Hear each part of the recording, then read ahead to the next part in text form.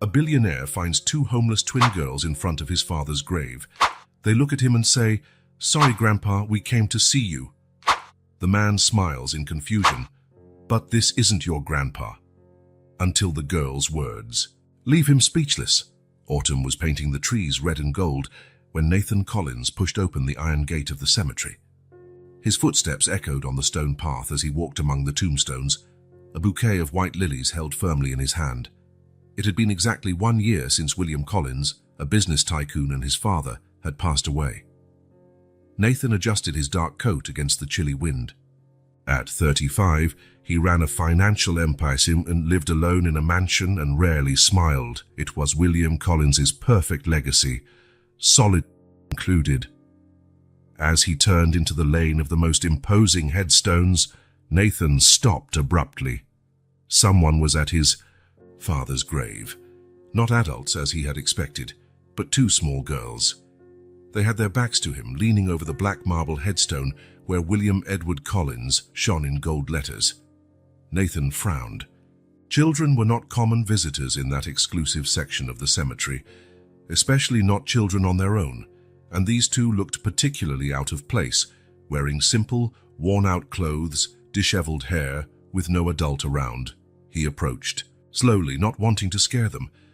The smaller girl, who could not have been more than 4, was placing a handful of crushed wildflowers at the base of the headstone. The older one, maybe 6, held her sister's hand tightly. Nathan was just a few steps away from them when he clearly heard the little voice of the younger girl. "Sorry, Grandpa, we came to see you." He froze where he stood. "Grandpa." These children were calling his father their grandfather. The older girl knelt and smoothed the freshly laid earth in front of the headstone. "Mom couldn't come. She's sick." Nathan moved a few steps, closer. Dry leaves crackled under his shoes, warning the girls of his presence. They turned around quickly, their eyes wide as if they were 2 pairs of headlights. What Nathan saw almost made him recoil. The older girl had striking blue eyes, the exact same shade of blue he saw in the mirror every morning. Collins' eyes. "Hello," he said, trying to keep his voice steady despite the turmoil forming in his mind. "Are you visiting this grave?" The older girl nodded, without letting go of her sister's hand. Both watched him with a mix of curiosity and caution. "We came to see Grandpa," the older one said. Nathan felt a strange wave coursing through his body. He looked at the headstone, then at the girls, a confused smile forming on his face. "But this isn't your grandfather," he said, pointing to the headstone. "This is William Collins. He was my father." The girls did not look surprised. In fact, the younger one broke into a small smile, revealing baby teeth. "Are you Uncle Nathan?" asked the older girl, her blue eyes studying his face. Nathan felt as though he'd been punched in the stomach. "Uncle? How did these children know his name?" "How do you know who I am?"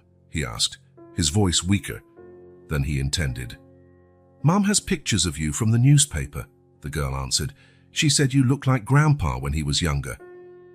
The world around Nathan started to spin. The pieces of a puzzle he didn't even know existed began to fit together. "Who is your mother?" he asked, almost dreading the answer. "Emily Carter," replied the girl. "She's in the hospital. The lady at the shelter let us come because Mom always wanted to, but she can't." The girl's words knocked the ground out from under him. Emily Carter. A name that meant nothing to him, but suddenly felt like it meant everything.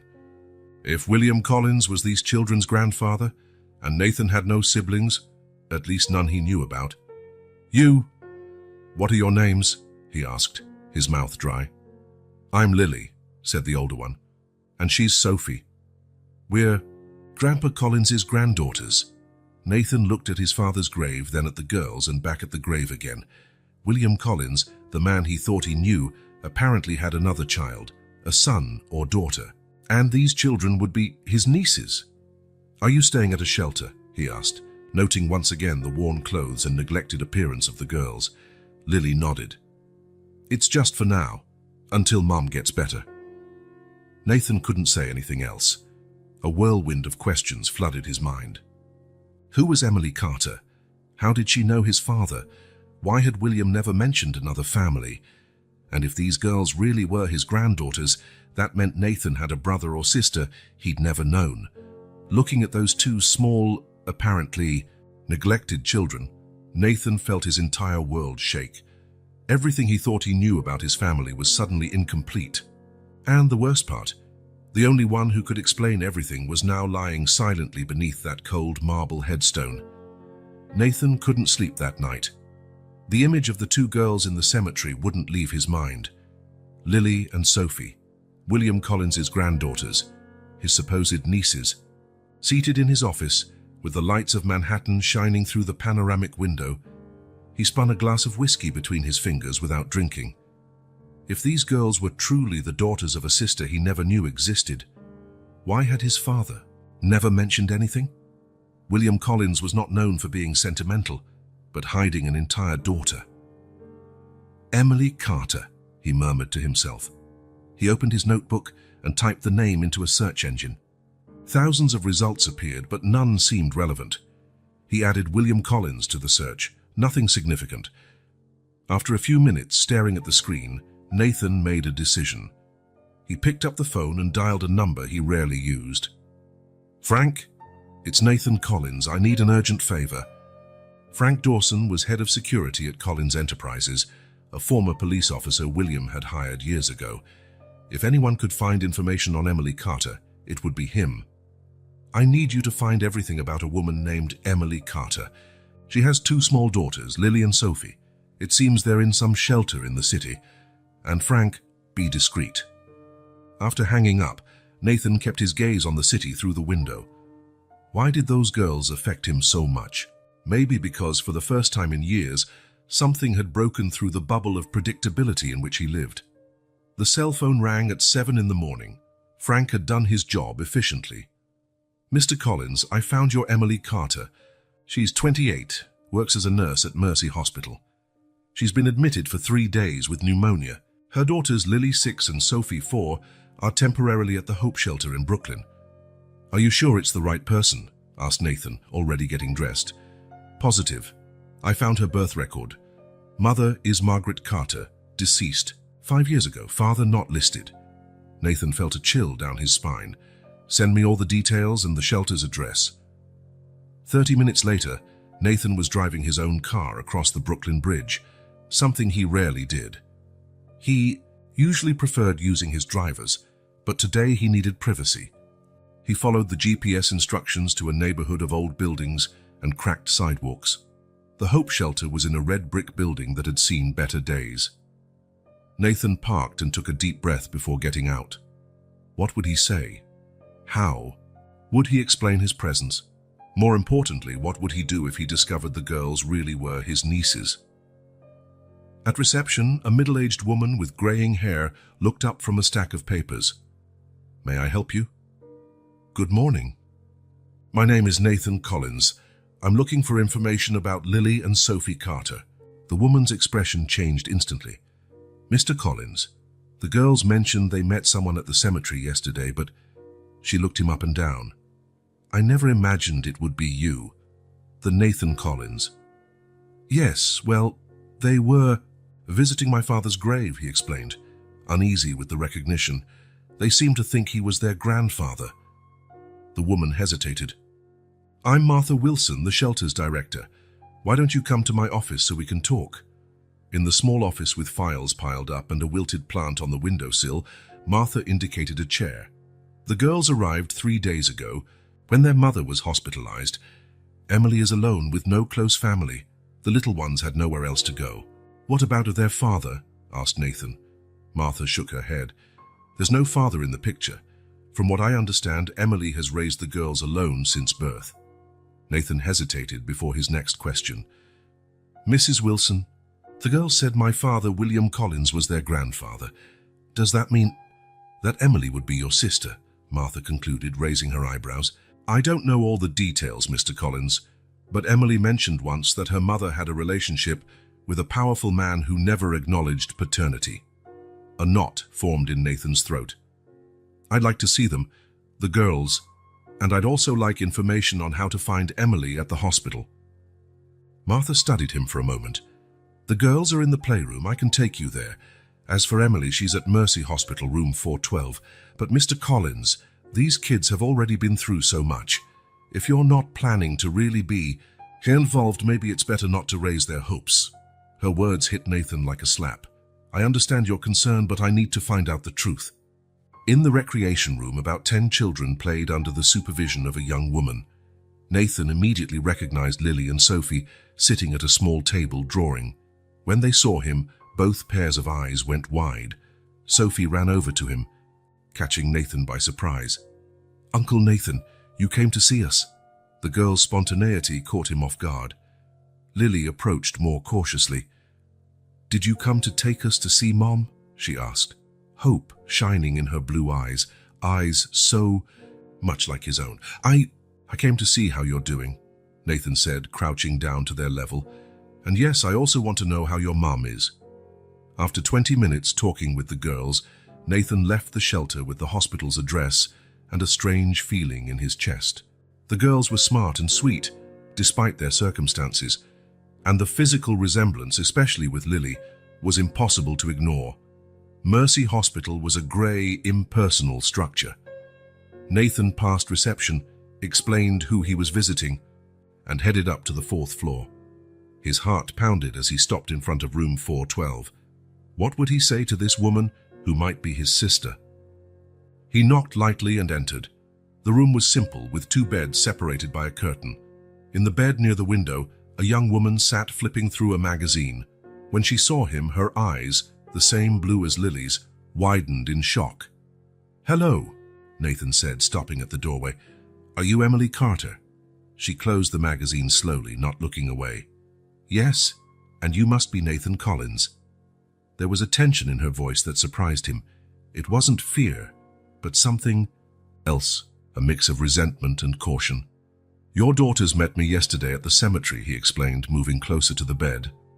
"They were visiting my father's grave." Emily let out a short sigh. They shouldn't have gone there alone. Martha promised she'd keep them at the shelter. "They're okay," Nathan assured her. "I just saw them." A tense silence filled the room. Nathan gathered the courage to ask the question that had been spinning in his mind. "Emily, your daughters called my father their grandfather. They said you have pictures of me. Why?" Emily stared at him for a long moment before responding. Her face was pale, with dark circles under her eyes, but there was a steadfastness in her expression. "Because William Collins was my father too, which makes you my half-brother."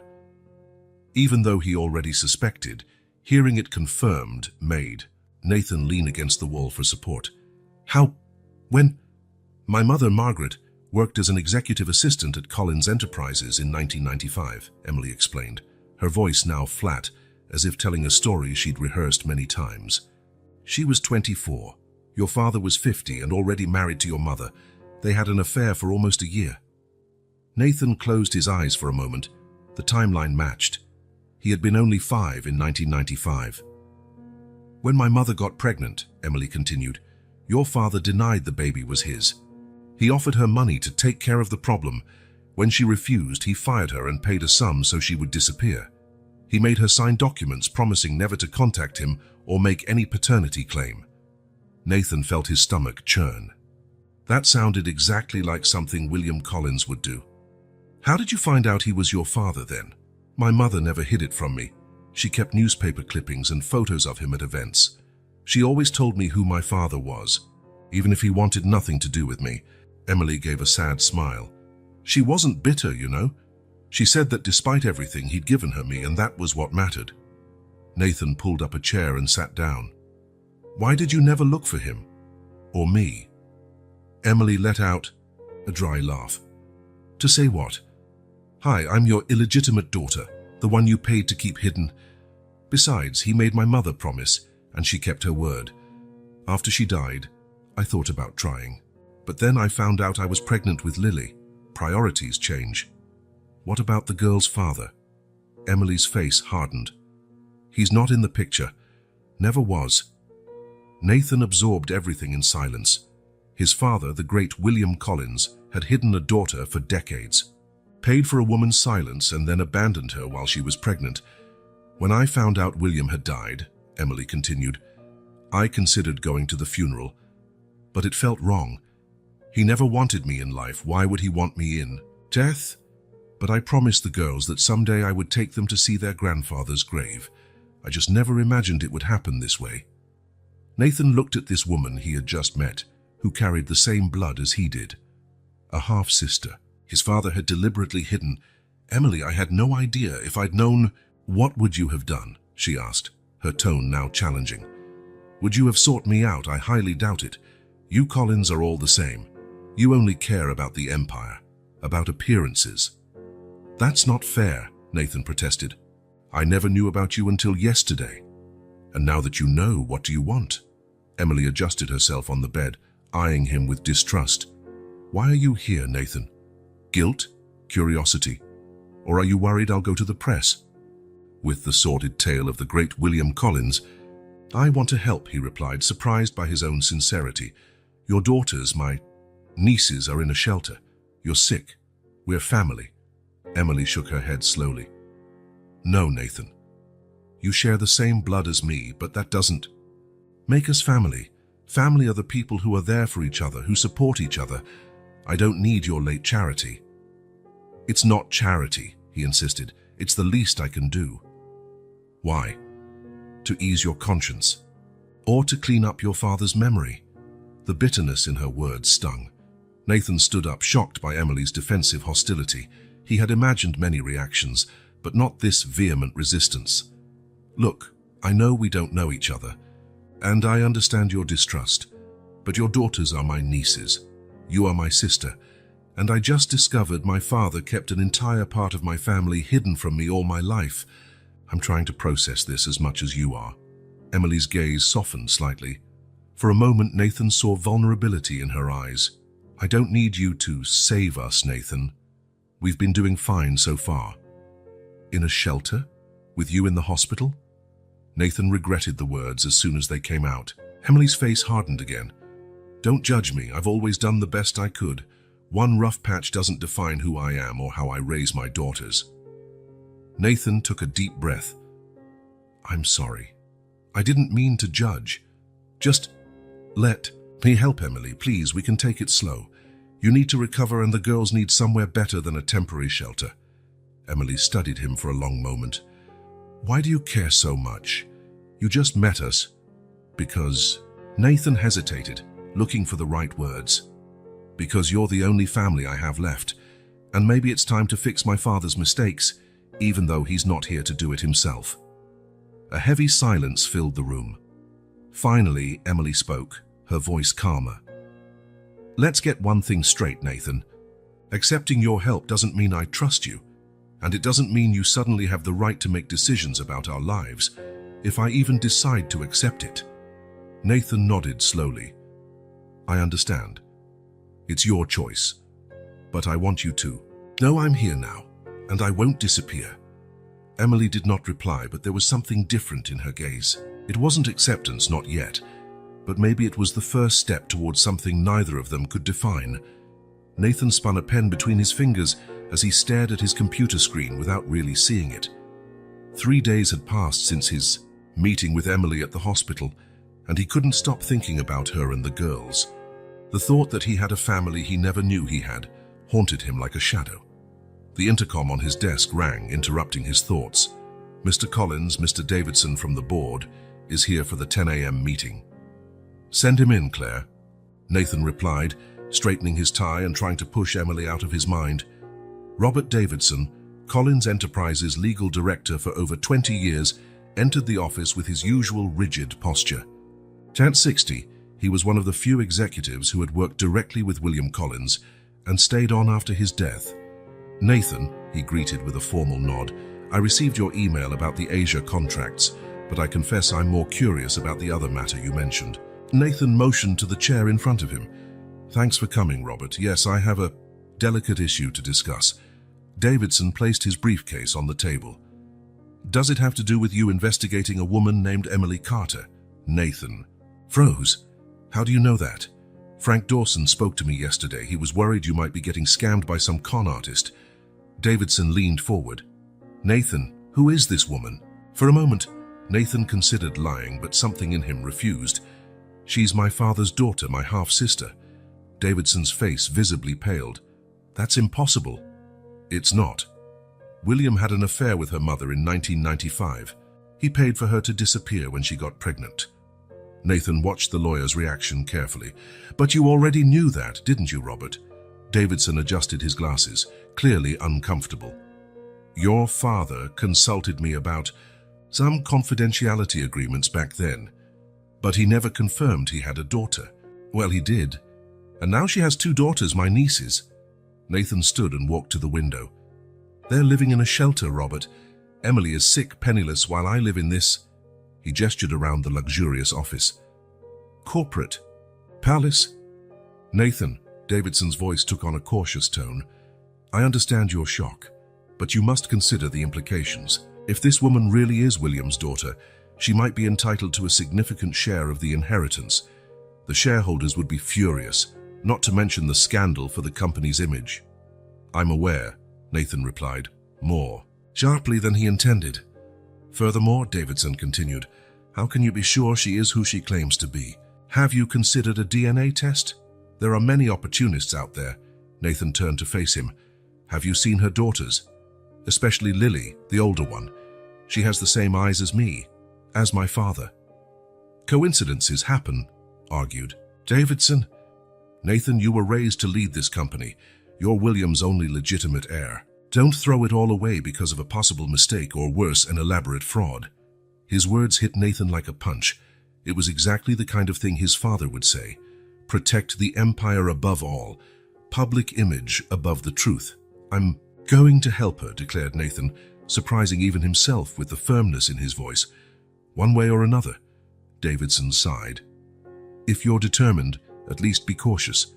I suggest a confidentiality agreement before any financial assistance, and definitely a DNA test. After Davidson left, Nathan remained by the window, watching the bustle of Manhattan below. People in a hurry, each with their own story, their own family secrets. How many other William Collinses were out there, powerful men denying their responsibilities, hiding entire parts of their lives? His phone buzzed. A message from the hospital. Emily would be discharged that afternoon. Without a second thought, Nathan grabbed his coat and car keys.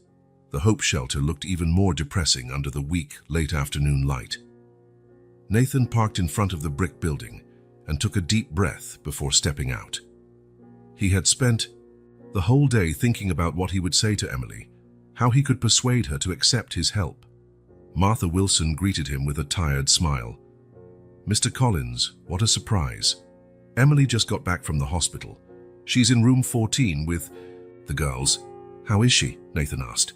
Better, but exhausted. She insisted on leaving the hospital today, even though the doctors recommended more time. She's stubborn, worried about the bills, about the girls.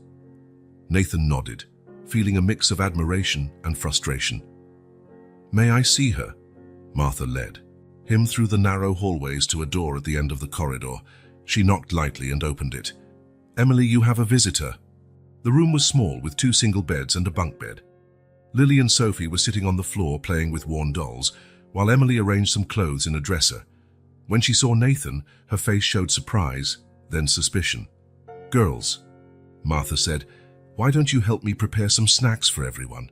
Sophie jumped up excited, but Lily looked at her mother, hesitant. It's okay, sweetheart, Emily assured. Go with Mrs. Wilson.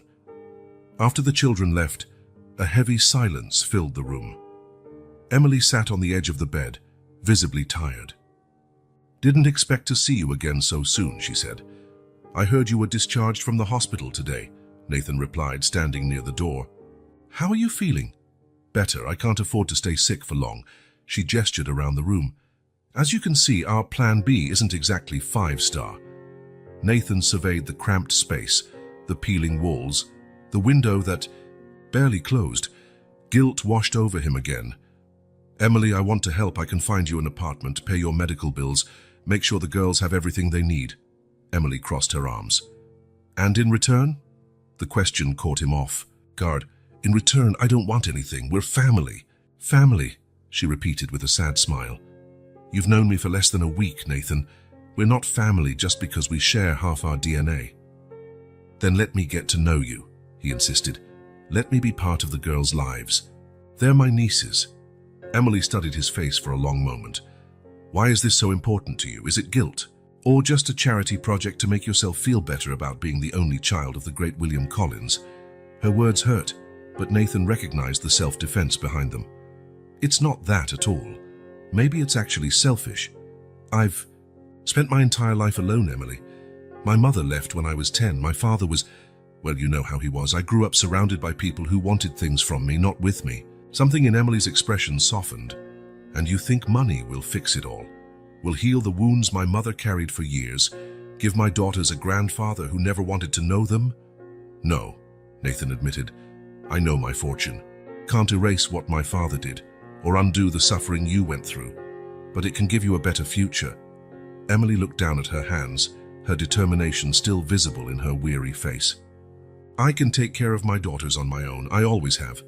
I don't doubt that, Nathan responded. But no one should have to do everything alone. Not you, not me. A silence fell between them, less tense than before. Nathan realized he couldn't force Emily to accept his help. She had spent her entire life being strong, surviving without the Collins name. Her resistance wasn't mere stubbornness, it was self-preservation. Think about it, he finally said. Not for you, but for Lily and Sophie. They deserve more than this place, more than worrying about medical bills and rent. Emily didn't answer right away. When she did, her voice was quieter. I'll think about it, but I'm not promising anything. For Nathan, that was enough. For now. He set a business card on the dresser. My personal number. Call me when you decide or if you need anything. Leaving the shelter, Nathan felt a strange mix of emotions. Part of him feared Emily would never call, that she would reject his help outright. Another part feared the opposite, that she would accept, and he wouldn't know how to be the brother she needed. As he drove back to Manhattan, the skyscrapers rising on the horizon like sentinels of his privilege, Nathan knew that, no matter what Emily decided, his life would never be the same. William Collins's secrets had changed everything, and now he had to decide what kind of man he would be, a copy of his father or someone entirely different. Nathan couldn't sleep. For the third night in a row, he found himself on the terrace of his apartment, gazing at the illuminated city below. His encounter with Emily at the hospital had shaken him more than he expected. A sister, nieces, a family he never knew existed. He took a sip of his whiskey, letting the amber liquid burn his throat. Part of him wanted to help Emily and the girls immediately, get them out of the shelter, offer them a comfortable home, pay the medical bills, ensure the girls got a good education. After all, he had enough money for several lifetimes. But another part hesitated. What if he was acting too hastily? What if Emily really didn't want his help? What if he got too involved and ended up disappointed? Or worse, what if he disappointed? The girls? His phone rang, interrupting his thoughts. It was Frank Dawson. Mr. Collins, I have the information you requested about the Hope Shelter. Frank's deep voice sounded tired even over the phone. It's a decent place, mostly funded by private donations. They take in families in temporary crisis for a maximum of 3 weeks. 3 weeks. Nathan frowned. Then what? Then, the families have to find somewhere else. Emily Carter and the girls have been there for 5 days. She's been in the hospital for 3 of those. Nathan thanked him and hung up. 3 weeks wasn't much time. Emily would be weak after pneumonia, possibly unable to work for a while. Where would they go next? He looked at the city again, thinking of Emily's defensive stare. She didn't want his charity. She'd made that clear. But what if there was another way? One that respected her pride but still offered real help? Next morning, Nathan drove to the Hope Shelter. Martha Wilson greeted him with a tired but genuine smile. Mr. Collins, what a pleasant surprise. Are you here to see the girls? Actually, I'd like to speak with you first, he replied, following her into her small office. I want to help, but in a way Emily can accept. Martha indicated a chair. She's a proud woman, and she has good reasons to distrust the Collins family. I know, Nathan admitted. That's why I need your guidance. What does the shelter need most right now? And what will Emily and the girls need when they leave? Martha's eyes lit up. Well, as for the shelter, we always need basic supplies. Non-perishable food, hygiene products, bedding.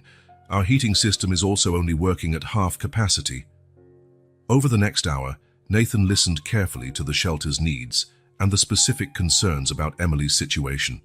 Martha explained that Emily would need time to fully recover from pneumonia, that the girls needed stability, and that finding a new, affordable apartment would be the biggest immediate challenge. "Does she have any savings?" Nathan asked. Martha sighed. "Almost nothing. Nurses don't earn much, and being a single mother of two," she let the sentence trail off. When Nathan left Martha's office, he had a plan. It wouldn't be easy, and Emily would probably still resist, but it was a start.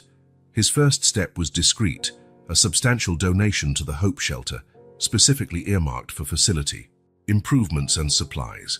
When Martha tried to thank him profusely, he asked her not to mention the donation amount to anyone, especially Emily. The second step was more challenging. Nathan visited the hospital where Emily worked and met with the head of nursing, partially explaining the situation, that Emily was his newly discovered sister, that she was going through difficulties, and that he wanted to help without undermining her independence. "She's an excellent nurse," the supervisor stated, "but our department is facing budget cuts. We can't offer paid medical leave for more than 2 weeks." After a long conversation, they reached an agreement. The hospital would find funds to extend Emily's paid medical leave for a month, allowing her to fully recover. Nathan, of course, would be the real source of those funds, but Emily need not know that. 3 days later, Nathan finally visited Lily and Sophie at the shelter. The girls greeted him enthusiastically, especially Sophie, who ran into his arms as if she had known him for years, not weeks. "Did you bring presents?" she announced, pointing to a little pink backpack by the bed. "Sophie," Lily admonished her gently, "we don't ask for presents like that." Nathan laughed. "I didn't bring any presents today. But how about this? After we visit your mum at the hospital, we can stop for ice cream." The girls' eyes lit up, and even Lily couldn't hide her smile. At the hospital, they found Emily sitting up in bed, flipping through a magazine. She looked less pale than on his last visit, but still visibly weak. Her expression upon seeing Nathan was a mix of surprise and suspicion. "I thought you'd given up," she said after the girls left with a nurse to get juice. "Why would you think that?" asked Nathan, sitting in the chair beside the bed. "It's been almost a week. I figured maybe you realized we're too complicated for your lifestyle." Nathan smiled slightly. "Do you always assume the worst about people?" "Not about people. About the Collins," she responded. She studied his face. "So why are you here, Nathan? Really?" "Because I want to get to know my sister," he answered simply, "and because I want my nieces to know they have an uncle who cares about them." Emily looked away, a sign that his words had touched her. "And how long will this interest last? A month, a year, until something more important comes along?" "I can't predict the future, Emily. All I can promise is that I'm here now, and I want to be here tomorrow, too." When the girls returned, conversation shifted to lighter subjects.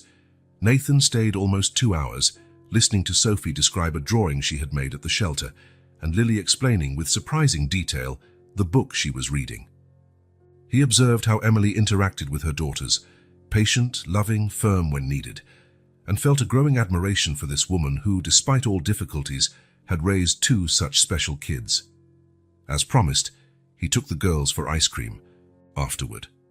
While he watched them select their flavors with childish excitement, he felt a strange sense of belonging he had never experienced before. Over the next 2 weeks, Nathan established a routine. He visited the girls at the shelter almost daily, often bringing small gifts, nothing ostentatious, just books, art supplies for Lily, a small teddy bear for Sophie. He took them to visit Emily at the hospital, and occasionally on brief outings, the park, the zoo, once the movies. Martha watched him with a knowing smile. "They're getting attached to you," she remarked one afternoon, while the girls played. "In the shelter's tiny courtyard. I'm getting attached to them too," Nathan admitted, surprising himself with the honesty of that statement. "What about Emily? Is she starting to trust you?" Nathan sighed. "It's complicated.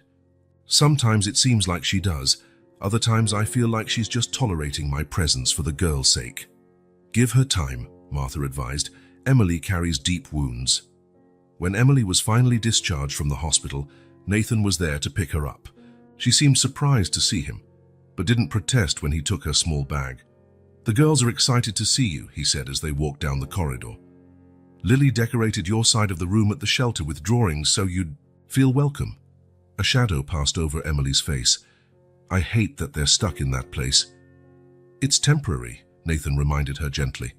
What then? I don't have the money for a new apartment deposit. I barely have enough for rent.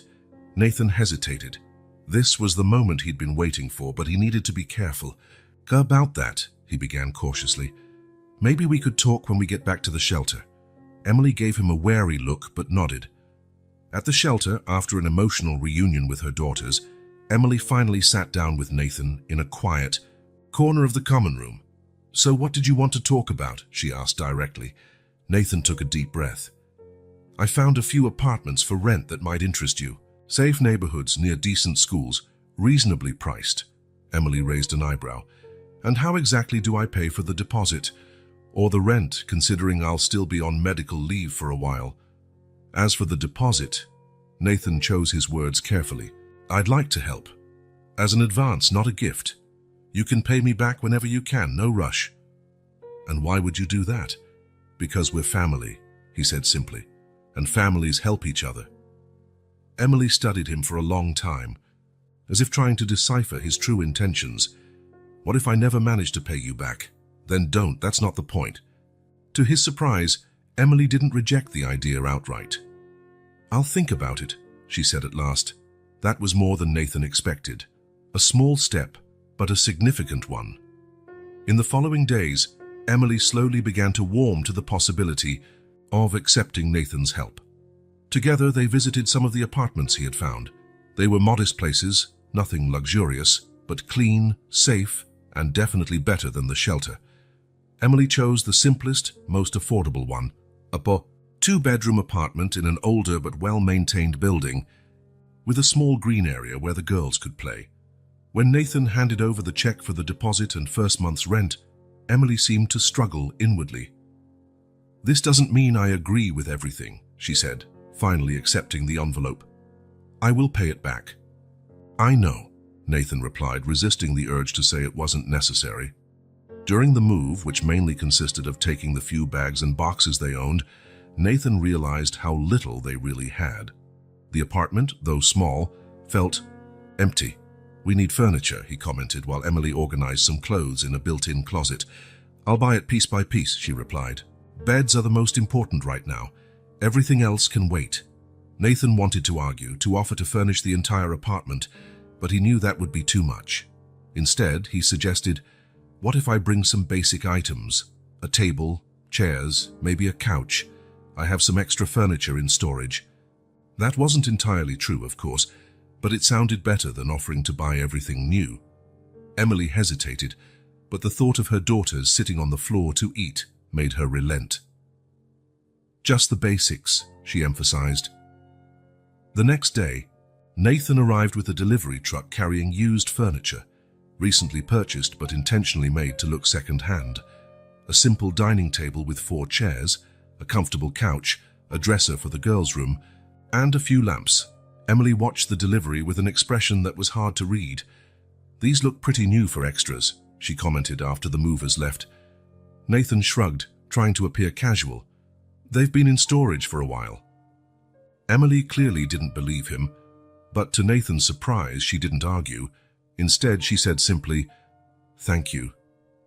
It was the first time she had thanked him without reservations, and Nathan felt as if he had won a small battle. In the weeks that followed, Nathan continued his regular visits, now to the apartment instead of the shelter. He brought small gifts for the girls, and occasionally something practical for the home. Towels, kitchen utensils, a new coffee maker, when he noticed Emily's was on the verge of breaking. Each gift was chosen carefully so it wouldn't feel like an ostentatious display or charity, but a genuine gesture of caring. Gradually, Emily stopped protesting every new offer. One evening, after the girls were asleep, Emily served Nathan a cup of coffee in the small kitchen. "Why do you keep coming back?" she asked abruptly. The question caught Nathan by surprise. What do you mean? You've already done more than enough to ease any guilt you feel about what your father did. You don't have to keep doing this. I'm not here because of guilt, Emily, he replied, meeting her gaze. I'm here because you matter to me. We're strangers. You've known us for less than 2 months. Nathan took a sip of his coffee, thinking about how to explain. You know, I grew up in a huge house with everything money could buy, but I never felt like I belonged anywhere. My father was always working. My mother left when I was young. I was just lonely. Emily observed him closely, her usual hostility momentarily set aside. When I'm with the girls, when we're all here together, even with all the tension between us, he continued, it's the first time in a long time that I don't feel alone. The sincerity in Nathan's words seemed to surprise Emily. She looked away, her own coffee cup cradled in her hands. They like you a lot, she finally admitted. Especially Sophie. She's never had a consistent male figure in her life. Does that bother you? Emily considered the question. It scares me, she confessed. What if you get tired of this? If you decide you have more important things to do, they'd be devastated. I won't disappear, Emily. That's what everyone says until it happens, she sighed. Their father promised the same thing. It was the first time she had mentioned the girl's father in any detail. Nathan sensed he was treading on sensitive ground. What happened with him? He asked softly. Emily shrugged. The classic story. A grand romance, big promises. When I got pregnant with Lily, I found out he was married. He denied the baby was his, said I was trying to trap him. She let out a bitter laugh. Like father, like daughter, I suppose. Seems I have a knack for choosing men like William Collins. I'm sorry, Nathan said genuinely. I kept going alone. When Sophie was born 2 years later, well, let's just say I don't learn easily. The same man, Emily nodded. He came back begging for forgiveness, saying he had divorced, that he wanted to be in Lily's life. He was convincing. Her face hardened. Until his wife, the same one he never divorced, called me when I was 6 months pregnant. Nathan felt a growing anger toward this man he didn't even know. Do the girls have any contact with him? None. He moved out of state soon after, blocked my number. The last I heard from him was a lawyer offering an agreement to relinquish parental rights in exchange for me never requesting child support. She shrugged. I signed. I didn't want anything from him anyway. The conversation left Nathan pensive. Emily had every reason to be distrustful, first abandoned by her father, then by her children's father. Men who promised and failed. I'm not like them, he said finally. Everyone says they're not like the others, Emily replied, but her tone was more weary than cynical. Then I'll have to prove it, Nathan declared. Day by day, when Nathan left the apartment that night, he felt he finally understood Emily's resistance better. He was also more determined than ever to show her he could be trusted, that he wouldn't vanish like the other men in her life. On his drive home, his phone rang repeatedly, his lawyer, trying to reach him with urgent news about the legal implications of his involvement with Emily and the girls. But for the first time in his professional life, Nathan turned off his cell phone, determined not to let anything interfere with what truly mattered. Tomorrow he would deal with lawyers and their concerns. Tonight, he just wanted to remember the look on the girls' faces when he promised he would come back over the weekend to help assemble the small bookshelf he had brought, and the rare, precious moment when Emily smiled at him without reservations as he said goodbye. Small steps, small gestures of trust. It was only the beginning, but for Nathan, it meant everything. It was a perfect Saturday morning. Blue sky, pleasant temperature, a light spring breeze.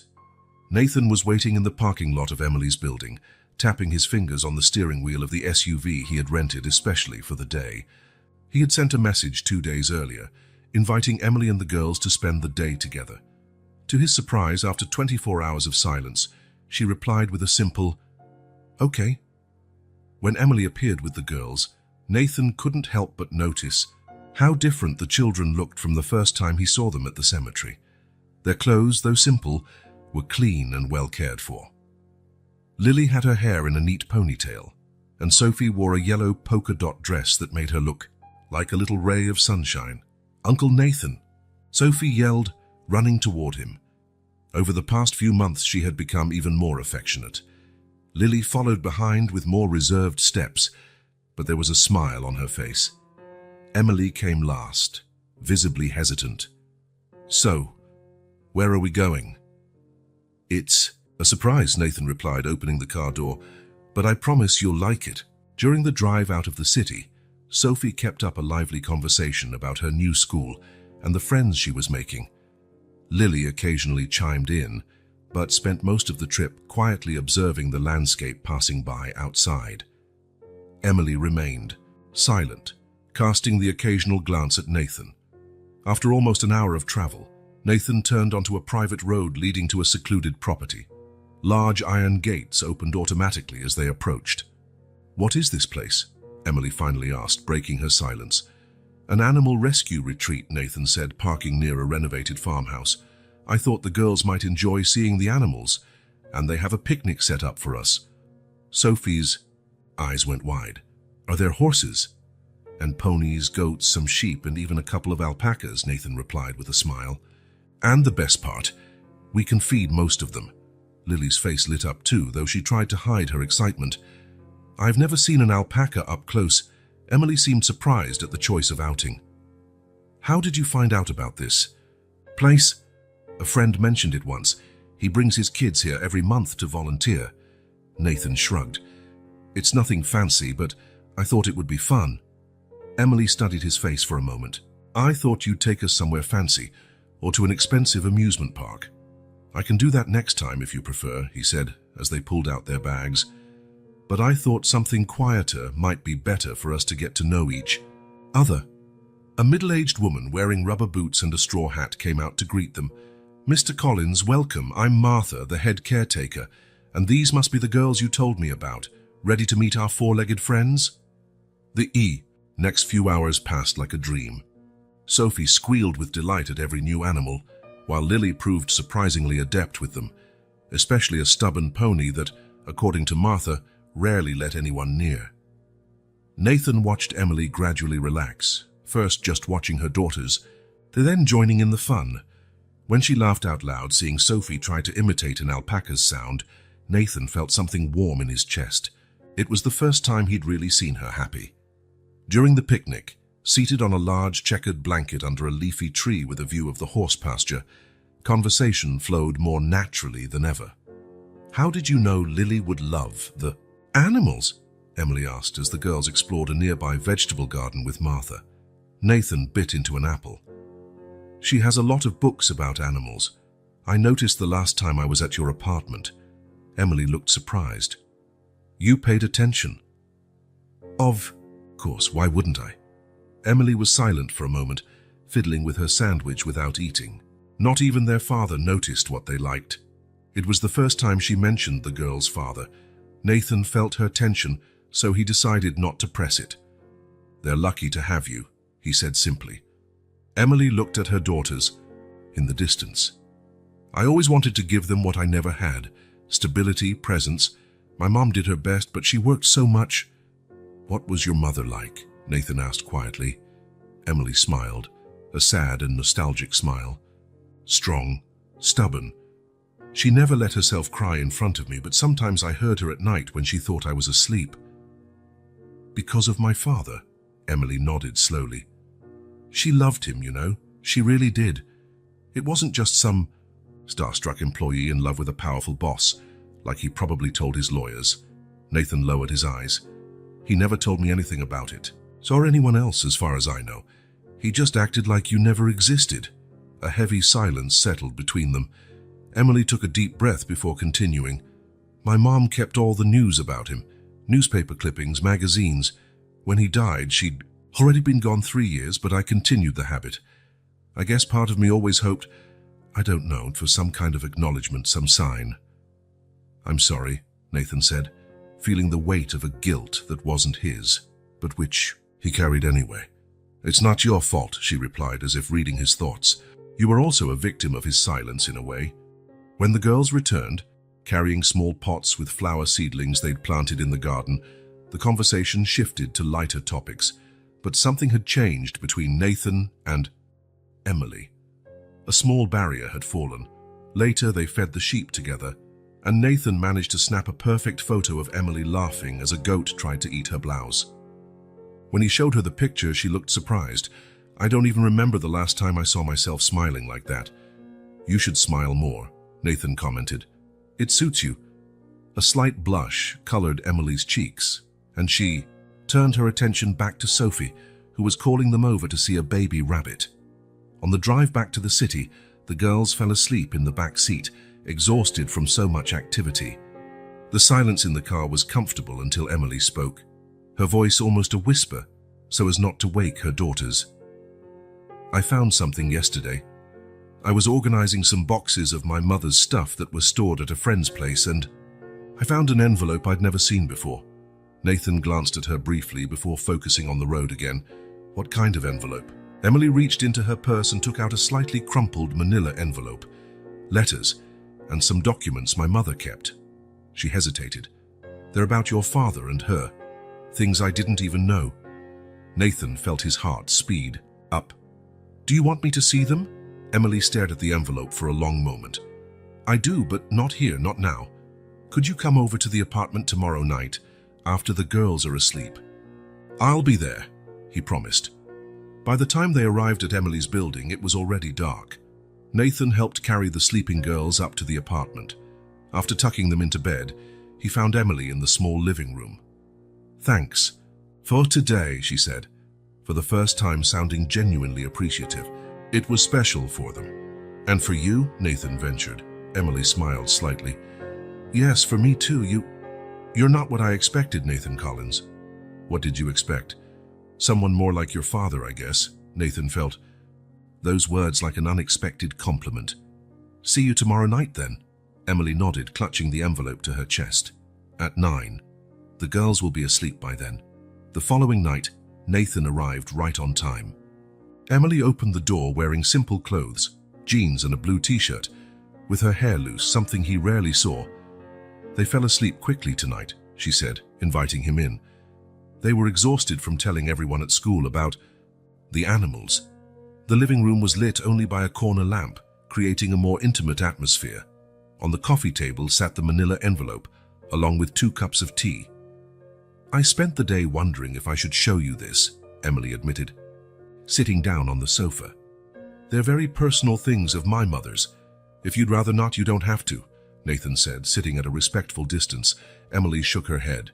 "No, you have the right to know. It's your family, too." She took a deep breath. "Besides, I found something that might explain why your father never looked for us, even after he was widowed." Nathan watched as she opened the envelope carefully, as though handling delicate relics. She pulled out a few sheets of paper, some yellowed with age. "This is a letter my mother wrote to William, but never sent. It's dated 2 weeks before she was let go," Emily explained, handing the letter to Nathan, whose hands trembled slightly as he took it. The handwriting was delicate and clear.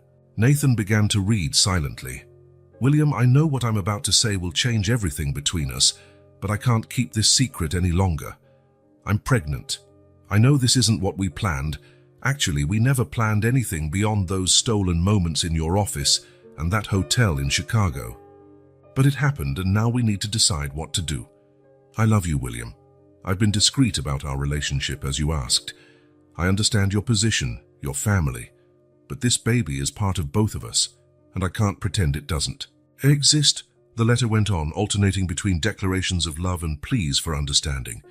Nathan felt a lump in his throat as he imagined the young woman writing those hope-filled words, not knowing what fate awaited her. "She never sent it," Emily explained. "She decided to tell him in person. That's when he offered her money to solve the problem." Nathan handed back the letter, feeling ashamed of his father's actions. "I'm sorry." "There's more," Emily continued, picking up another document. "This is the confidentiality agreement she signed. Look at Clause 3. Nathan examined the legal document, recognizing the standard format used by his father's lawyers. Clause 3 stated that Margaret Carter could not, under any circumstances, contact any member of the Collins family, including William himself, his wife, or his son. If she violated the agreement, she'd have to return all the money plus a penalty, Emily explained. "My mother used that money to start over. to give us a life. She couldn't risk losing it all. Nathan shook his head, incredulous at his father's calculated coldness. But after he was widowed, that's where it gets even more. Surprising, Emily interrupted, picking up another sheet. This is a report from a private detective dated 2015, a year after my mother died. Nathan took the paper, confused. It was a professional report detailing Emily Carter's life. Then 19, a nursing student, working part-time in a diner. It even included a photo of her leaving college. I don't understand, he muttered. Your father hired someone to investigate. Me, Emily said, her voice trembling now. He knew my mother had died. He knew where I was, what I was doing. He knew about me, Nathan. Realization struck Nathan like a punch. He knew, but he never made contact. Emily nodded, tears shining in her eyes. He chose to keep ignoring us even when there was nothing stopping him from meeting his daughter. Nathan set the report on the table, feeling an increasing anger toward the man who had raised him. William Collins had had the chance to correct his mistake, to meet his other daughter, but he had chosen silence again. There's one more thing, Emily added, her voice almost a whisper. She hesitated, then produced another sheet. It's a copy of a DNA test, Nathan frowned. What do you mean? From what I gather, at some point he must have gotten a sample from me. Maybe a strand of hair, I don't know. He confirmed what he already knew. I'm his daughter, 99.9% certainty. Shock left Nathan speechless. His father had secretly confirmed paternity, yet still chose to do nothing. Not to acknowledge Emily, nor to let Nathan know he had a sister. Without thinking, Nathan reached out and took Emily's hand. To his surprise, she didn't pull away. They remained like that for a few moments, united by the silence and the shocking revelations about the man who had brought them together and kept them apart at the same time. He doesn't define us, Nathan finally said. What he did, the choices he made, we don't have to carry that. We can choose differently. Emily gave his hand a slight squeeze. I've been trying to tell myself that for years, but it's hard when all you know is that your father didn't want you. I do, Nathan said before he could think better of it. I want you and the girls in my life. You're my family, Emily. The only real family I've ever had. Emily's eyes met his, bright with unshed tears. But there was something else in them now, a glimmer of hope, perhaps. A small sign of trust that at that moment meant everything. I always wondered what it would be like to have a brother, she admitted, her voice low and vulnerable. Someone who shared the same blood, the same story. So did I, Nathan confessed. Growing up an only child, it's lonely. Emily gently released his hand and stood, going to a small shelf. She returned with a worn photo album.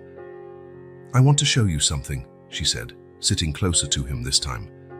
She opened the album to the first page, revealing a photo of a young, beautiful woman with the same hair color as Emily and similarly shaped eyes.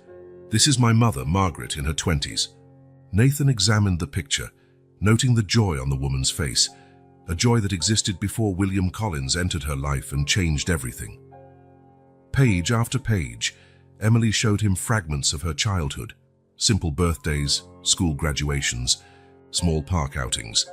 In every photo, it was just Emily and her mother, occasionally a friend, never a father, never an extended family. She did the best she could, Emily said, touching a photo where Margaret was hugging her in front of a small Christmas tree. She worked 2 jobs sometimes just to give me a decent life. She seems incredible, Nathan commented, feeling genuine admiration for the woman his father had rejected. She was, Emily confirmed. You know, when I was little, I used to make up stories about my father. I'd say he was an astronaut on a secret mission or a government agent who couldn't reveal his identity. She laughed sadly. It was easier than accepting the truth. And what was the truth your mother told you? Emily closed the album. That my father had another family he loved more, that he made a choice, and it wasn't us. She sighed. She never spoke badly of him, you know? She said he had his reasons, that it was complicated. It was only when I got older that I realized how much she protected him, even after everything. And you? Did you ever want to look for him? Many times, Emily admitted. Especially as a teenager, I even went to the building where he worked once, stood on the opposite sidewalk, watching. I saw him leave, get into a limousine. He seemed so unreachable. Nathan tried to imagine the scene. A teenage girl watching from afar the father who never acknowledged her, while William Collins continued his life without ever looking back, without realizing his own daughter was right there, so close. You know what's stranger? Emily continued. After I had the girls, part of me wanted them to meet their grandfather, not for the money, but because family should matter. I even wrote a letter when Lily was born, but I never had the courage to send it. He missed out on a lot, Nathan said softly. He missed knowing you, watching you grow up, meeting his granddaughters. That's something money can't buy. Emily nodded, silent tears now rolling down her cheeks. Nathan hesitated only a moment before moving closer and gently hugging her. She stiffened at first, but soon relaxed in his arms, allowing herself, perhaps for the first time, to cry over the rejection she had carried all her life. It's all right, he murmured, holding her as silent sobs shook her body. We're not alone anymore. When Nathan left the apartment that night, something fundamental had shifted between them. The revealed documents and the shared stories had built a bridge across the chasm William Collins had left. Emily and Nathan were no longer strangers bound. By a genetic accident, they were at last beginning to become a family. And as he drove home, Nathan realized that for the first time in a long while, he no longer felt alone in the world. The little girls he had met at the cemetery and the sister he never knew he had were slowly filling the emptiness William Collins had left in his life. It was only a beginning, a first genuine gesture of trust, but for Nathan, it meant everything. Nathan stared at the city through his office window. The view of Manhattan was stunning, gleaming skyscrapers, the river in the distance, millions of lives moving in sync. It was an empire of concrete and glass, not unlike the empire William Collins had built and left to him. The phone rang for the fourth time. It was Davidson again, insisting on discussing the board's serious concerns about his involvement with Emily and the girls. Nathan let it ring until it went to voicemail. In recent weeks, something had changed in him. The night Emily showed him her mother's documents, the proof that William Collins knew about his daughter, had done a DNA test and still chose to deny her, had awakened something in Nathan. Anger, yes, but also resolve. He would not be like his father. He would not make the same mistakes. He sat in his leather chair, turning to face the photo on his desk. It was an image he had taken at the animal rescue retreat. Sophie laughing as she petted a rabbit, Lily focused on brushing a pony, and Emily watching her daughters with a gentle smile. He'd had it framed the week before, replacing the formal picture of his father that had always occupied that spot. The contrast could not be more striking. William Collins had always looked at the world through the lens of profit and expansion. Family was a social obligation, a name to be maintained and protected. Until a few months ago, that had seemed normal to Nathan. It was all he knew. Now, looking at the smiling faces in the photograph, he realized there was something more. Something his father had never understood, or understood and rejected. The simplicity of belonging to someone, of having people who cared about you for who you were, not for what you owned or represented. His personal phone buzzed with a text from Emily. Lily got the lead role in the school play. She's trying not to show it, but she's super excited. Performance in 3 weeks. Nathan smiled. 3 weeks was enough time to rearrange his schedule, even if it meant postponing the meeting with the Japanese investors. A few months ago, that idea would have been unthinkable. Now it seemed like the only possible choice. His response was immediate. Wouldn't miss it for anything. She'll do great. When his office door opened without warning, Nathan already knew who it was. Davidson rarely bothered to knock when he was worried, and lately, he always seemed worried. Nathan, we can't postpone this conversation any longer, the lawyer said, placing a thick folder on the desk. The board is demanding answers. Rumors about your newly discovered family are spreading. And? Nathan raised an eyebrow, his voice calm. And? Davidson looked genuinely perplexed. You're jeopardizing everything your father built. Collins Enterprises has always been about stability, predictability. These recent developments are making shareholders question your commitment. Nathan observed the man before him, grey-haired, impeccably dressed, loyal to William Collins's legacy until the end. Davidson probably knew about Emily from the start. Maybe he had even advised Nathan's father to bury that secret. My commitment, Nathan repeated each word slowly, is exactly where it needs to be. Right now, we have to focus on what's best for the company, Davidson insisted. The agreement I proposed would settle everything quietly. A generous sum to Emily Carter and her daughters, in exchange for permanent confidentiality. Nathan stood feeling a strange calm despite the tension of the moment. Robert, how long did you work with my father? 30 years? The lawyer seemed confused by the sudden change of subject. 32. Then you must have known him well. Tell me, was he happy? The question clearly caught Davidson off guard. Happy? William was unsuccessful, respected. He built an empire. That's not what I asked. Davidson adjusted his tie, uncomfortable. His happiness came from achievements, Nathan. He wasn't a sentimental man. He knew how to separate business from personal distractions. Nathan nodded slowly. And that includes discarding a daughter as if she were an inconvenient accounting error. That situation was complicated. No, it wasn't, Nathan replied firmly. It was pretty straightforward, actually. My father had a daughter. He rejected her because she didn't fit into his plans. He paid her to disappear. And then, even knowing the truth, he chose to keep it hidden. Simple as that. Davidson remained silent, unable to argue against the harsh reality. Have you ever wondered, Nathan went on, if that explains why my father died alone, why I could barely spend an hour in the same room with him without feeling suffocated, why his only real connection was with this company? He walked back to the window, looking out at the city for a moment before turning to face Davidson again.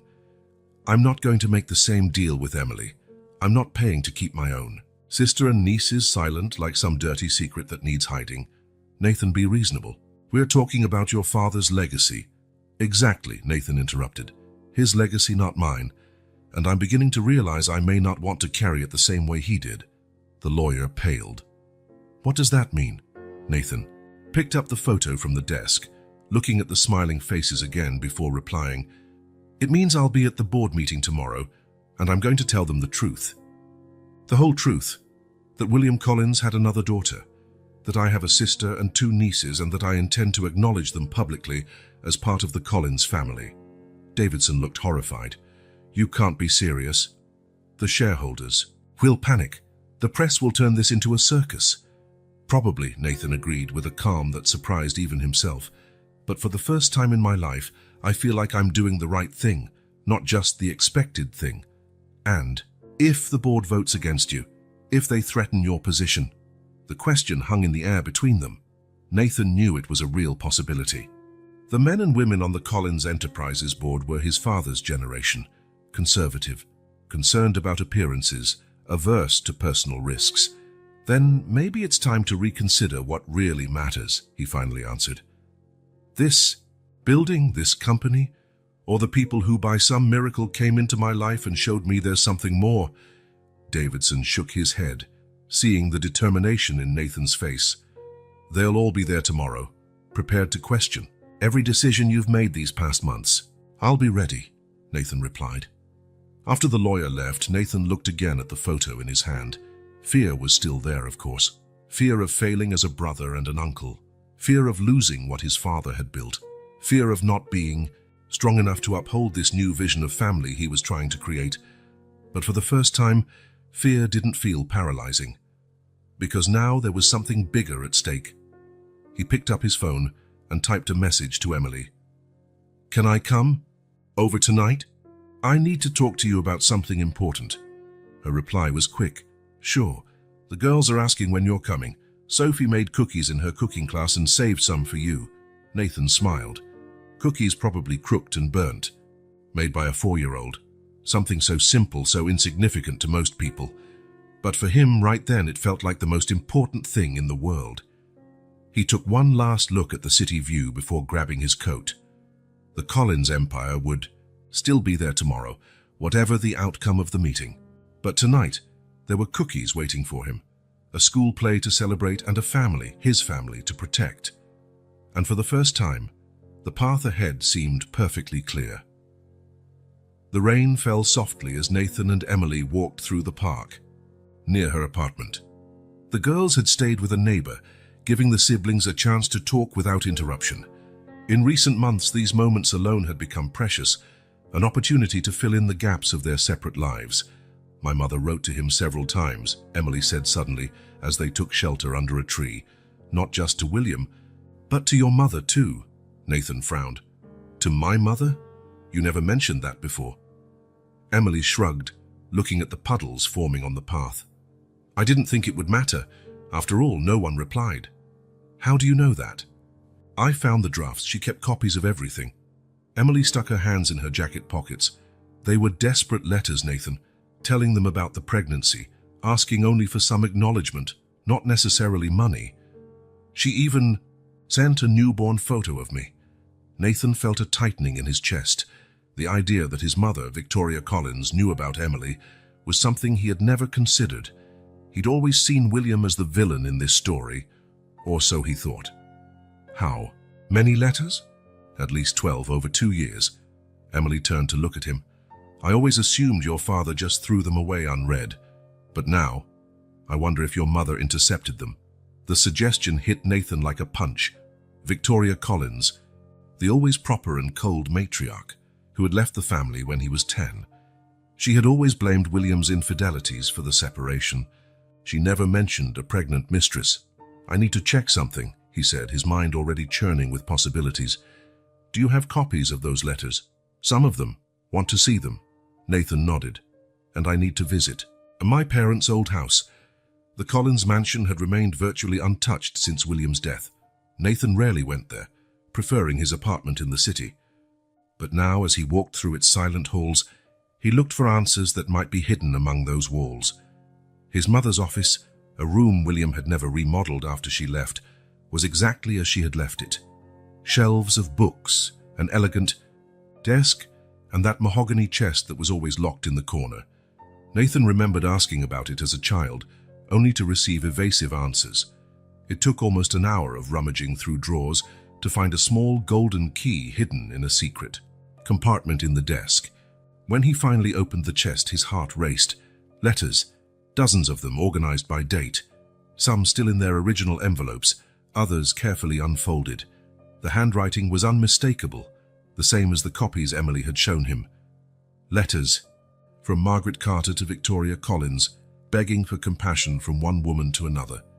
Nathan sat on the floor, reading letter after letter, each word intensifying his anger.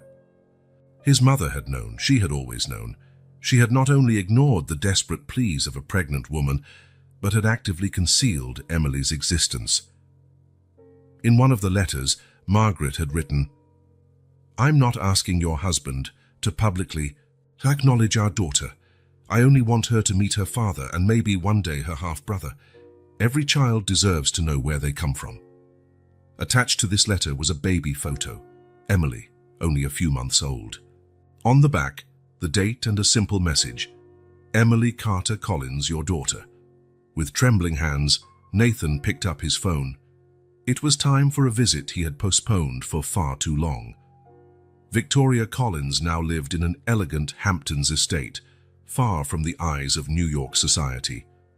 After the divorce from William, she had received a considerable fortune and chosen a discreet yet luxurious life. She rarely saw her son, limiting contact to the occasional phone call on important dates. When Nathan arrived unannounced, he found her exactly as he imagined, sitting in the sunroom drinking tea as if nothing in the world could disturb her serenity. At 65, Victoria maintained the austere elegance that had always defined her. Perfectly dyed hair, flawless posture, controlled expression. "Nathan," she said with mild surprise. "What an unexpected visit." He did not respond to the formal kiss she offered. Instead, he set a bundle of letters on the tea table. "What are these?" she asked, though her eyes revealed she already knew. "Letters from Margaret Carter. All addressed to you. All about Emily, the daughter father had with her. My half-sister. Victoria took a sip of her tea, as if needing time to organize her thoughts. I see you've been digging through old things. Are you not going to deny it then? Deny what exactly? Her voice remained calm, almost clinical. That your father got a secretary pregnant. That she tried to use the child to get money. It's an old story, Nathan. The coldness of her response fueled Nathan's anger further. She didn't want money. She just wanted Emily to meet her father, to know who he was. Victoria shifted in her chair, finally meeting his eyes. She wanted much more than that. She wanted legitimacy, recognition, a share of the Collins fortune. So what if she did? Nathan raised his voice. Emily was his daughter. She had just as much right as I do. Don't be naive, Victoria retorted, dropping her serene facade. You think she was the only one? Your father had affairs constantly. If we opened that door, we'd soon have dozens of women claiming they had his children. But Emily was actually his child. You knew that. You had her photos. There's no denying the resemblance. Victoria averted her gaze. I did what was necessary to protect our family. Protect, Nathan almost shouted. You destroyed part of it. You condemned an innocent child to grow up without a father, a woman to raise her daughter alone. I did what any mother would do, Victoria responded, her voice hardening. I protected my son. I protected your future, your inheritance. My inheritance, Nathan repeated bitterly. That's what this is about? Money? Don't oversimplify, she shot back. It was about your place in the company, in society. William was weak. If he acknowledged an illegitimate child, he'd soon divide everything among multiple offspring. I wouldn't let your future be jeopardized. Nathan shook his head, incredulous. So while you fought with father over his infidelities, you simultaneously hid the consequences of one of them. What kind of hypocrisy is that? Victoria stood up, clearly shaken.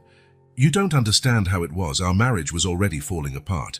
If that woman and her child officially entered our lives, I would lose everything. William might have left me for her. So it wasn't about protecting me, Nathan concluded, disappointment evident in his voice. It was about you. I did what I thought was best at the time, Victoria insisted, her voice trembling slightly now. And afterward?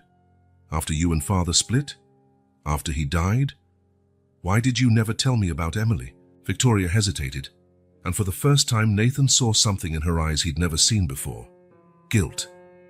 It was too late, she said quietly. What good would it do? Reopen old wounds? You not only hid Emily from me, but condemned her to a difficult life for your own selfish reasons, Nathan accused. Do you know how she grew up? How many hours her mother had to work to provide for her, while you lived here in this palace, pretending to be the wronged wife? Victoria sank back into her chair, suddenly looking smaller, more fragile. I was afraid, she confessed in a low voice. Afraid of losing everything if William acknowledged the other daughter. Afraid you'd hate me if you found out. Then, I just didn't know how to tell you. Nathan looked at the woman before him, elegant, controlled, calculating. His mother, who always seemed so sure, so certain of her decisions. Now he saw only a frightened person who had made terrible choices to protect her own comfort. Emily has 2 daughters, he finally said. Your granddaughters, Lily and Sophie. Wonderful children you'll never meet. Victoria raised her eyes, surprised. Nathan, don't be drastic. We can work this out like adults. Maybe I can meet them now, offer some compensation. Compensation? Nathan laughed without humor. You think you can just buy your way back?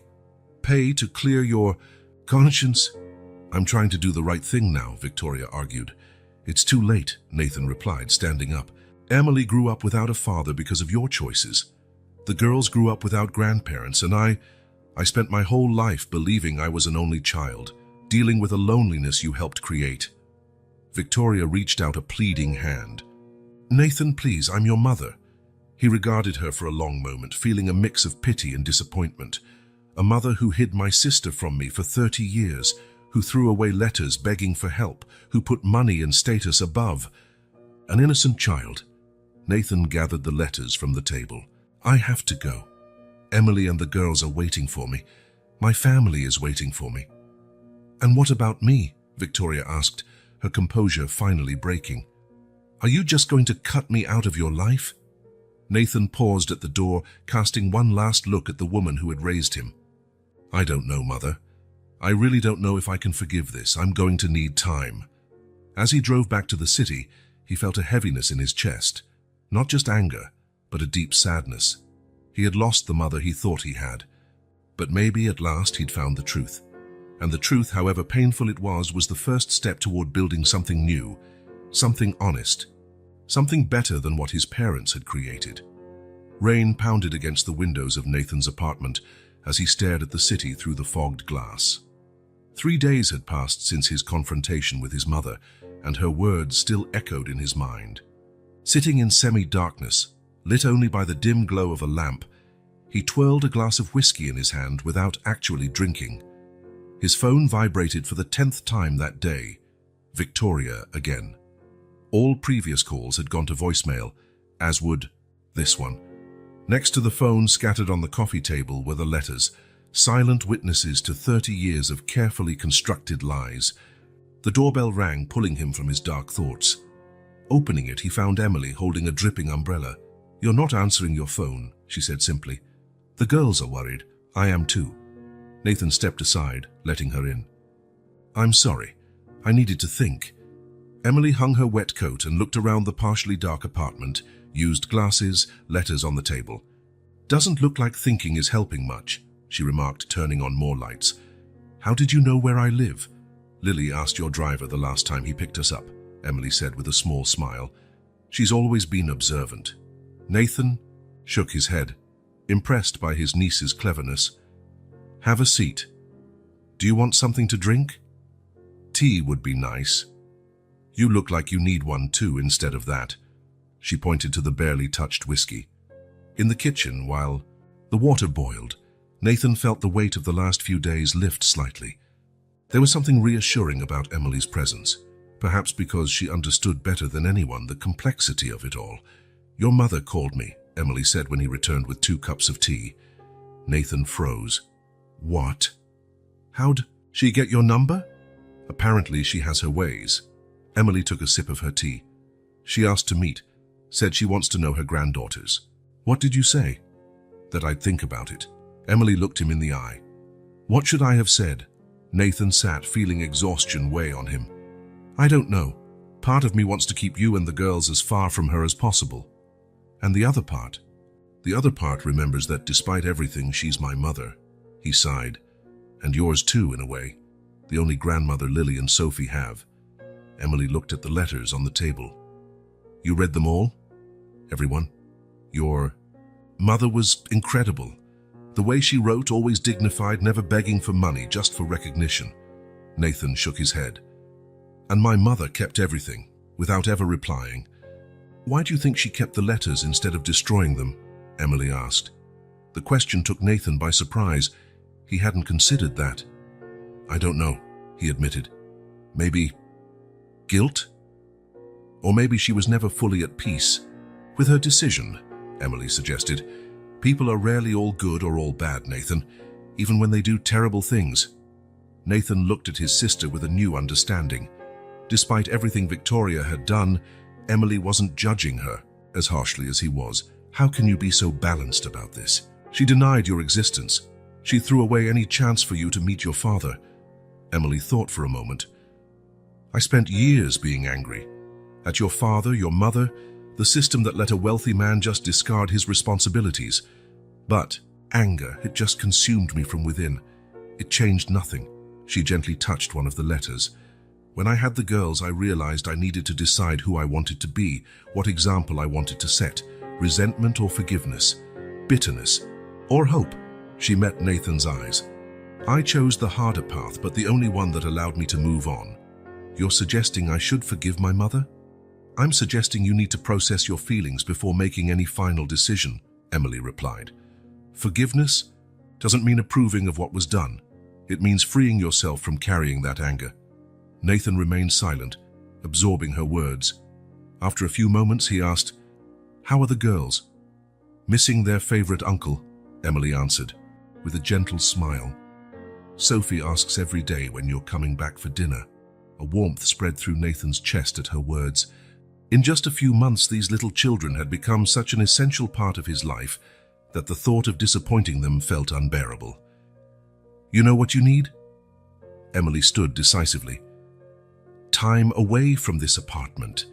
Away from business, away from all this pressure. I have responsibilities, Emily. Yes, and one of them is taking care of yourself. She crossed her arms. Take a few weeks off. Have a real vacation for the first time in your life. Spend time with us. Nathan hesitated. The company's directors are pressuring for a final resolution on you all. And what do you want to do about us? I want to do the right thing, he answered promptly. Emily smiled. Then start by doing the right thing for yourself. Breathe, think, then decide. After Emily left, Nathan pondered her words. Maybe she was right. Maybe what he needed wasn't more meetings or more analysis, but simply time to feel, to understand what truly mattered. He picked up the phone and, for the first time in years, called his assistant with an unprecedented request. Mark, I need you to rearrange my schedule for the next 3 weeks. I'm taking a vacation. The small beach house in the Hamptons had been closed up for years. It had been in the Collins family for generations, but William rarely used it, preferring luxurious hotels for his few vacations. Nathan had fond memories of the place. It was one of the few where his family seemed almost normal before his parents' marriage fell apart. The idea of taking Emily and the girls there came naturally. It wasn't ostentatious like the family's other properties, just a simple house overlooking the ocean with direct beach access, perfect for children, away from the chaos of the city and the obligations waiting for them. Is this really yours? Sophie asked, her eyes wide as she ran from room to room. Actually, it's ours, Nathan replied, watching his niece's excitement. It belongs to the Collins family, and your Collins too. Emily, unloading in the kitchen, paused when she heard those words. It was the first time Nathan had included them so directly in the family legacy. The following days passed in a peaceful bubble of simplicity. Mornings on the beach, building sandcastles with the girls. Afternoons exploring the small coastal town or reading under the gentle autumn sun. Evenings playing board games or watching movies, all piled together, on the big living room sofa. For Nathan, it felt like discovering an entirely new life. No meetings, no constant phone calls, no pressure about decisions affecting thousands of jobs. Just him, his sister, and his nieces, living moments he never imagined could be so fulfilling. One such moment occurred on the beach, when Lily, normally reserved, sat next to him as they watched Sophie chase seagulls. Uncle Nathan, she began seriously, are you going to stay with us forever? The innocent question struck right to the core of his reflections. Why do you ask that, Lily? She drew circles in the sand with her finger. Because important people always leave. Nathan felt a pang in his heart. Who left, Lily? Dad did. The grandpa we never met. Mom's grandma. Adults always promise to stay, but then they disappear. In that moment, Nathan truly understood the impact of abandonment across generations. William had abandoned Emily.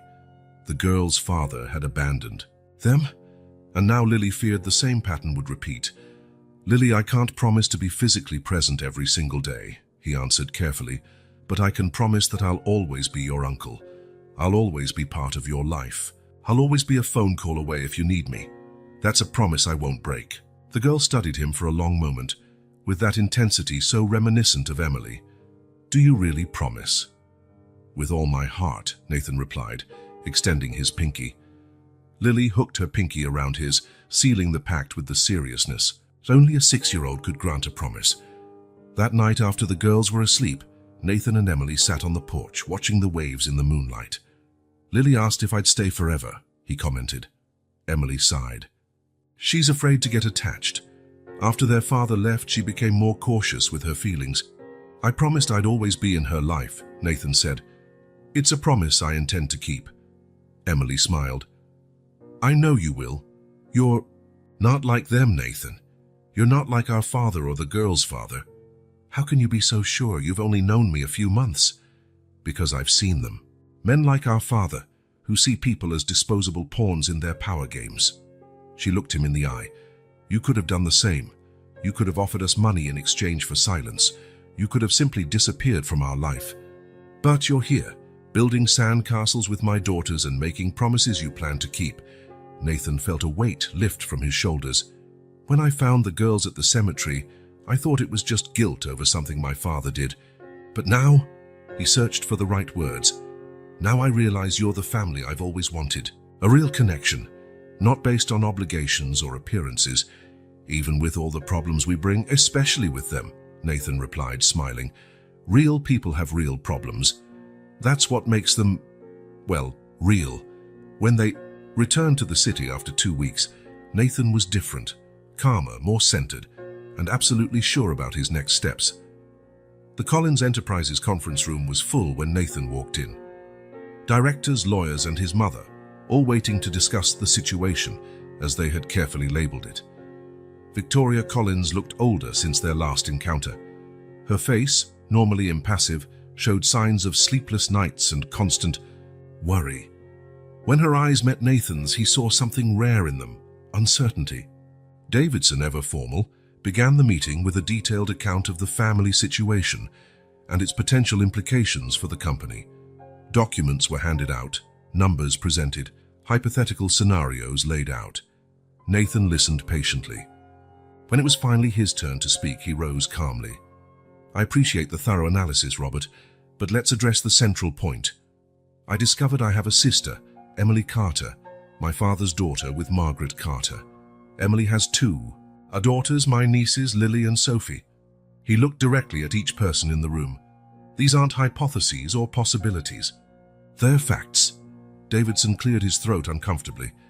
Nathan, no one is questioning the biological relationship. The question is how to handle this situation in a way that protects the company and its legacy. The situation, as you call it, was created by my father, who chose to deny his own daughter, Nathan said, his voice resolute, and was perpetuated for 30 years by my mother, who hid the truth even from me. Victoria paled visibly. Nathan, we've already talked about this. I did what I thought was best at the time. Yes, we did talk, and I've spent the last few weeks thinking it over. Nathan opened a folder in front of him. I asked the company's lawyers to prepare these documents. They're simple and straightforward. He slid a copy toward each person at the table. I'm transferring 20% of my shares in Collins Enterprises to Emily Carter. Additionally, I'm setting up a trust fund for Lily and Sophie, guaranteeing their educational and financial future. A murmur spread through the room. Davidson was the first to react. Nathan, this is impulsive. Those shares represent a considerable fortune and a significant voting power in the company. I'm aware, Nathan responded. I'm also aware my sister was deprived of her birthright for 3 decades. This is just the first step toward correcting that wrong. Victoria stood, her usual composure finally breaking. I can't do this. Think of the company, your father's legacy. I'm thinking of his legacy, Nathan replied calmly, and deciding which part of it I want to preserve and which part needs to be corrected. He turned to his mother. For years, you and father built an empire based on secrets and personal sacrifices. You made a lot of money but lost much more of your humanity. I won't follow the same path. The directors began voicing their objections, talking about the impact on share prices, public perception, potential instability for the business. Nathan listened patiently, then spoke again. My decision is made. The documents are prepared and will be filed today. You can work with me to make this transition easier, or I can find a new management team that will. The firmness in his voice silenced even the most vocal opponents. One by one, the directors and lawyers began to leave the room until only Nathan and Victoria remained. Why are you doing this? She asked, her voice more vulnerable than he had ever heard. Is it to punish me? Nathan shook his head.